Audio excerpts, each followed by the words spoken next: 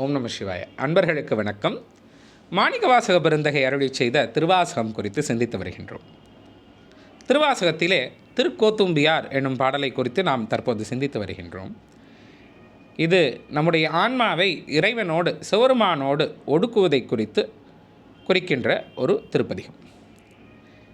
மாணிக்கவாசக பெருந்தகை இந்த பதிகத்தில் கோத்தும்பி எனப்படும் தும்பியை நோக்கி பாடுகின்றார். முதலாவது பாடல்: பூவேறு கோணும் புரந்தரனும் பொற்பமைந்த நாவேறு செல்வியும் நாரணனும் நான்மறையும் வானவரும் தாமரியா சேவேறு சேவடிக்கே சென்றூதாய் கோத்தும்பி என்று கூறுகின்றார். பூவேறு கோன் என்றால் அது பிரமனை குறிக்கின்றது. புரந்தரன் என்றால் இந்திரன். பொற்பமைந்த நாவேறு செல்வி என்பது அழகிய நாவில் அமரக்கூடிய தேவியை குறிக்கின்றது, அதாவது சரஸ்வதியை. நாரணனும் நான்மறையும். நாரணன் என்றால் திருமறை, நான்மறைகள் 4 வேதங்கள்.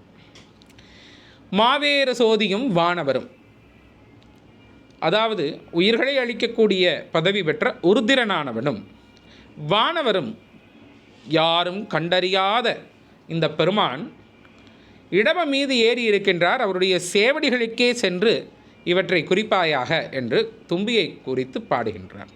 இதுவே திருக்கோத்தும்பியாரில் முதல் பாடல்.